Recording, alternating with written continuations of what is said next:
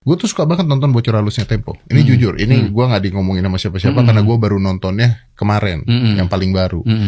Dan selama ini gue pikir nih jago banget nih bisa dapetin bocoran-bocoran begini dari mana.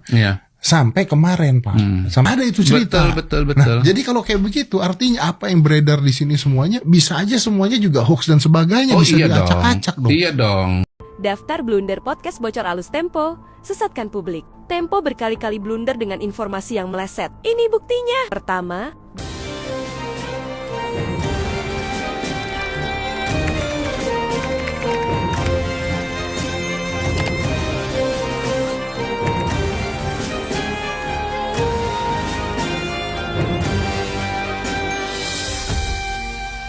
Hai semuanya, selamat datang di Sinergi Update. Bagaimana kabar kalian guys? Semoga kita semua selalu diberikan kesehatan dan juga keselamatan dari Tuhan Yang Maha Esa. Guys, wah. Berikut ini nih, kebohongan Tempo seakan dibongkar oleh Bapak Deddy Corbuzier ya. Jadi mungkin buat pemuda yang kritis, suka banget ya ngeliat atau nonton Tempo ataupun bocor halus gitu ya. Dan jujur saya dulu juga ngikutin ya, tapi ternyata keras dan kritis doang tanpa tahu datanya sebenarnya itu bisa jadi langkah yang salah teman-teman.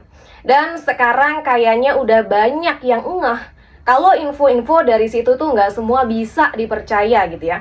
Sebagian sudah banyak yang membongkar ya istilahnya hal yang tidak benar gitu ya yang disampaikan di media tersebut. Nah berikut ini guys adalah kesaksian dari Om Deddy sendiri ya. Dan dia mengatakan bahwa awalnya suka ngikutin media ini yang akhirnya mulai buka mata sekarang. Bahkan dia juga bilang gitu ya, kalau hal yang akan dia bongkar ini aja ketahuan salah gitu ya.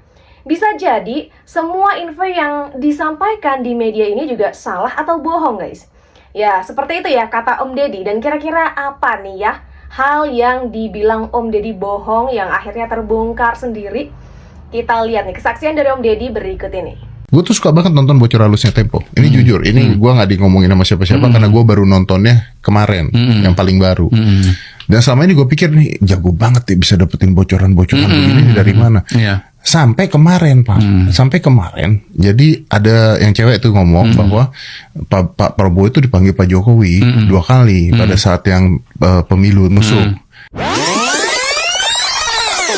Jokowi mengundanglah Prabowo, Gibran, kemudian ada satu lagi Pratikno gitu ya, yang saat itu juga setelah acara di Istora ya, karena kan mereka melakukan selebrasi kan di Istora gitu.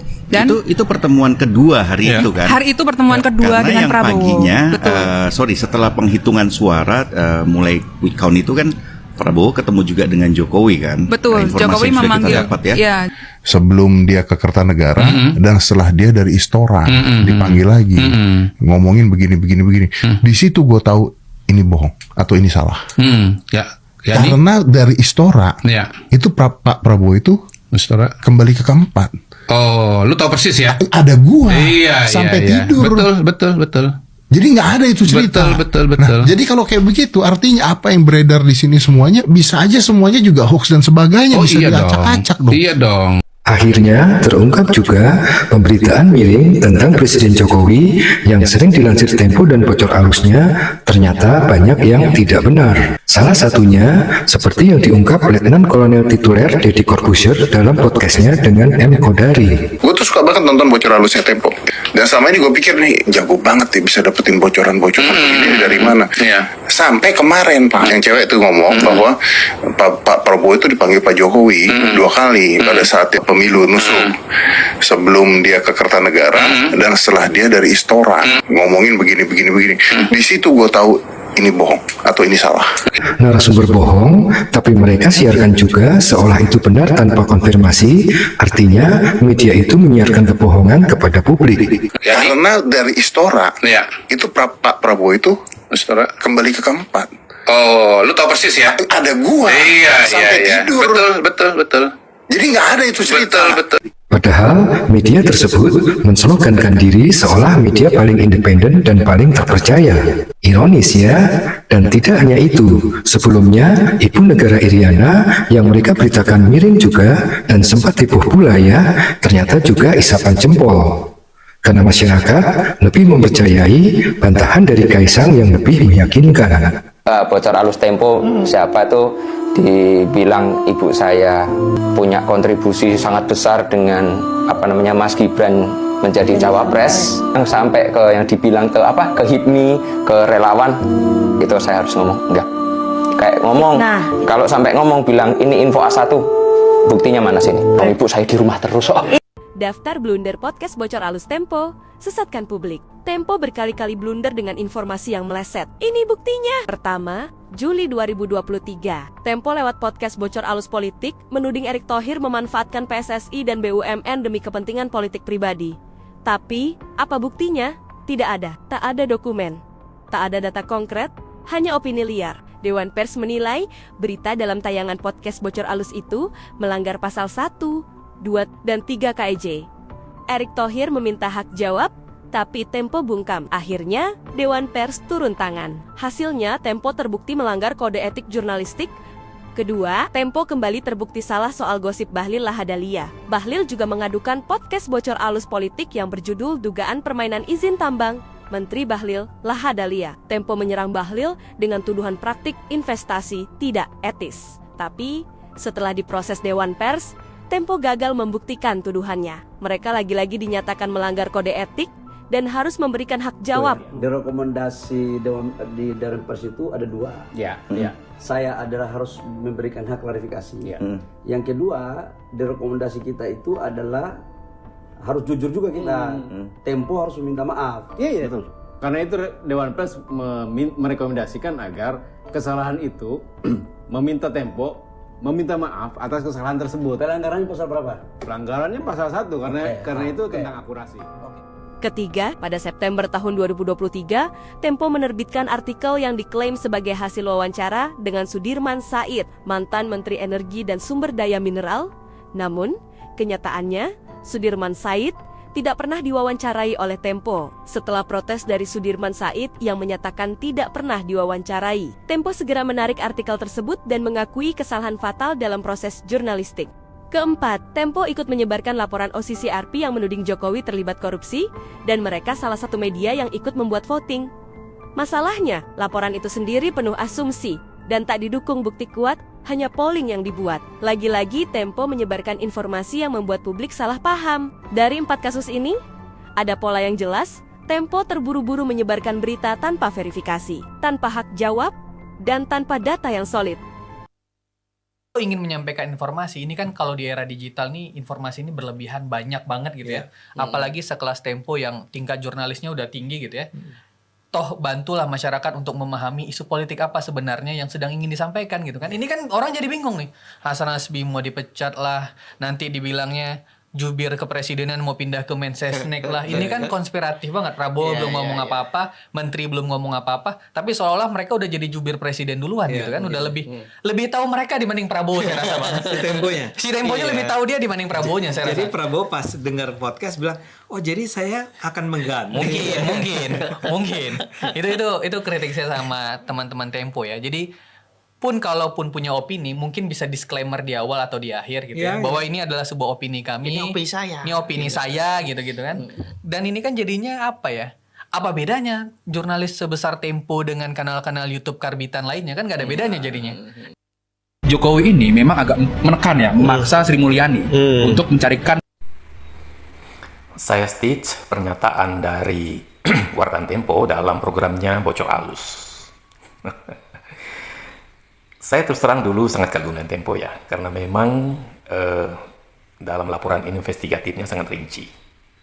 Dan dia kelebihannya memang semua sumber-sumber pada waktu itu memang dia klarifikasi dan dia sebutkan. Makin kesini saya melihat majalah Tempo bukan sebagai majalah berita, tetapi lebih majalah gosip, terutama dalam program Bocor Alusnya. Kenapa? Karena di sana itu sebenarnya mungkin perlu diubah saja, ya. Program itu bukan Bocor Alus, tapi ngerumpi atau ruang gosip. Karena coba dilihat, semua program mereka itu adalah mengumpulkan gosip-gosip yang ada. Kemudian seolah-olah itu menjadi laporan jurnalistik yang seringkali sumber utamanya justru tidak bisa mereka dapat. Ya. Dan mereka selalu katakan orang sekitar ini, orang sekitar itu, seperti pada kasus misalnya Ibu Iriana ya, ring 1, ring 2, ring 3. Tapi Bu Iriana sendiri tidak bisa mereka konfirmasi. Sama juga dengan kasus Menteri Keuangan ini, Ibu Sri Mulyani ya.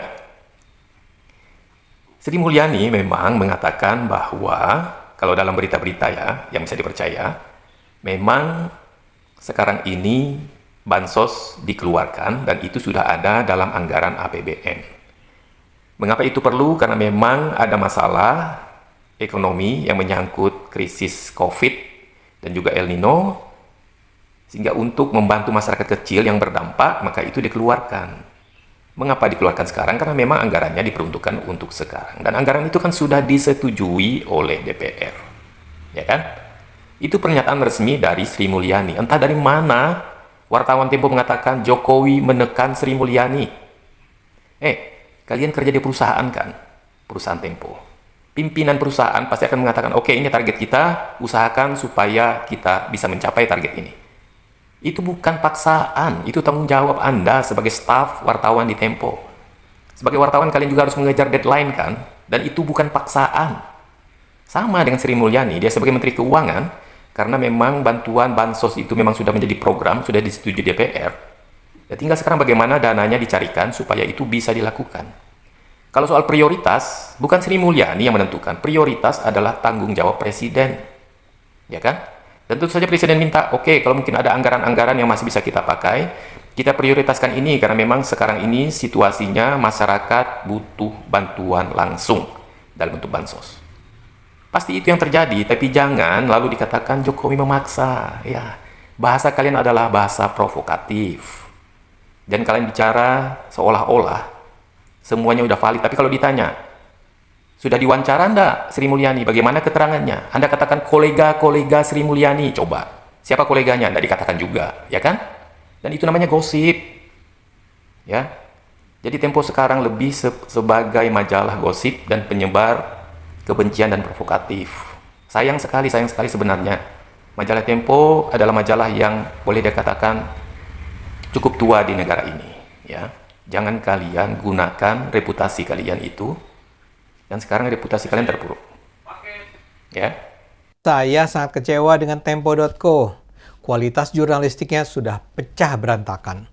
Ini misalnya terlihat dalam podcast mereka berjudul Kemarahan Jokowi dan Elektabilitas Prabowo Gibran yang Mandek, yang mulai ditayangkan pada 20 Januari lalu.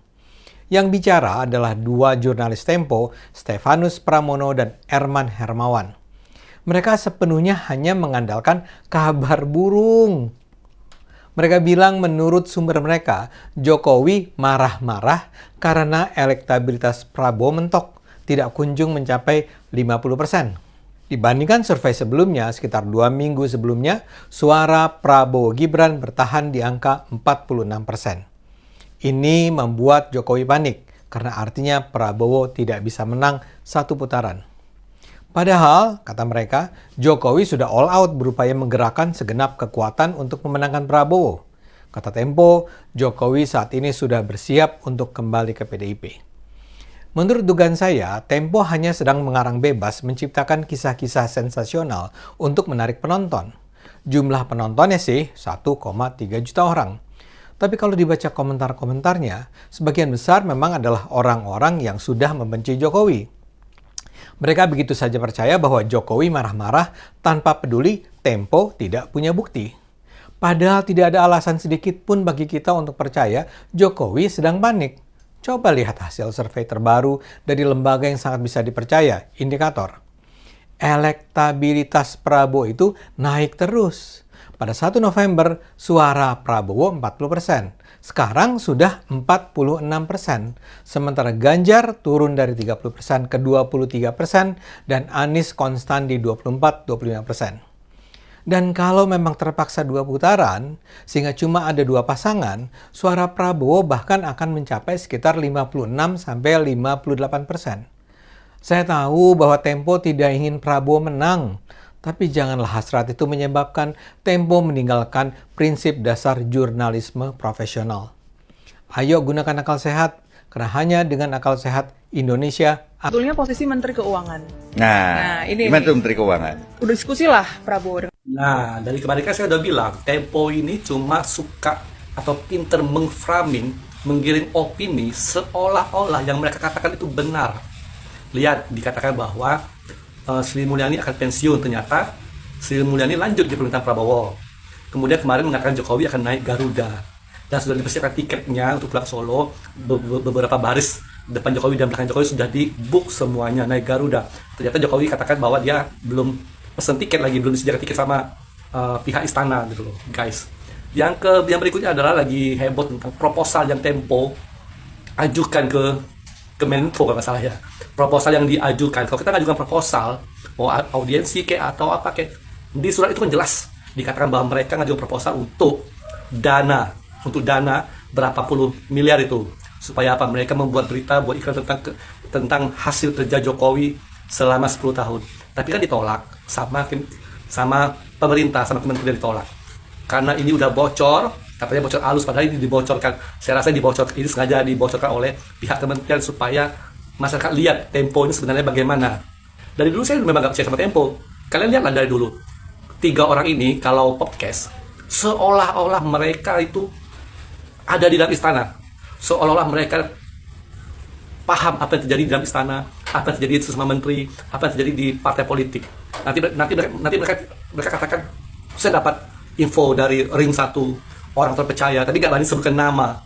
Saya dapat info kalau Jokowi akan begini-begini, saya dapat info pihak istana begini-begini. Itu namanya meng-framing gitu. Dan orang-orang Indonesia ini kalau nonton video asal langsung percaya, tidak cari informasi yang valid tentang hal tersebut, asal percaya setelan saja. Tempo kan udah dari dulu begitu. Saya udah malas bahas Tempo ya teman-teman ya. Dari dulu zamannya Soeharto, Tempo tuh di brandel sampai kabur ke Australia. Zaman Soeharto, cek faktanya kalau nggak salah. Teman-teman bisa lihat di Google fakta itu tersebut. Kemudian ketika zamannya udah berganti, rezim udah berganti, mereka balik ke Indonesia buat koran Tempo. Kemudian Tempo online sebagainya, nyari uang dengan subscribe Tempo online. Saya nggak mau. Dulu memang bagus Tempo itu, lama kelamaan mencari uang gitu loh. Kita lihat ada oknum wartawan di tiap-tiap di daerah tersebut mau mengeluarkan berita, dia ngancam ke pejabat daerah, kalau kamu mau nggak berita ini saya up, kalau nggak mau di up ya ada bayarannya gitu loh. Itu di mana-mana oknum-oknum tersebut, termasuk oknum-oknum di pusat, itu cari makannya di situ, cari uangnya istilahnya begitu. Nah Tempo jadi malu gara-gara proposal tersebut tersebar. Mau diklarifikasi bagaimanapun percuma gitu loh. Memang di proposal tersebut dijelaskan dengan sejelas-jelasnya tujuan mereka mengajukan proposal.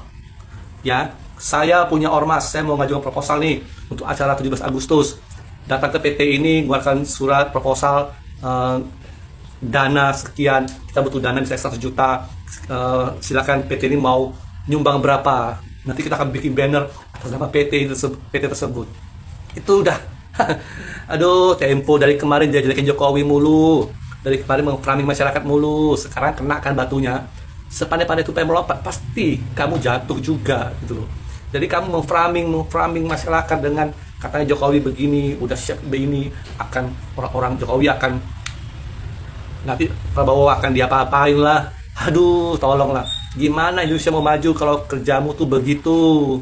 Kerja kaliannya begitu, kerja kalian itu kerjaan kotor. Saya katakan, apa yang kalian lakukan itu kotor terhadap bangsa sendiri. Kerjaan kalian itu kotor. Ya kan?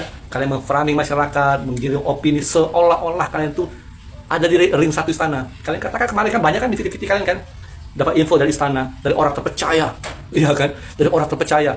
Kalian mainnya kalian udah pinter, cuma anak kecil aja mungkin yang nggak paham dengan kalian gitu. Orang-orang yang tidak berpendidikan, yang asal percaya dengan PT, mungkin mereka akan terpengaruh dengan ucapan kalian.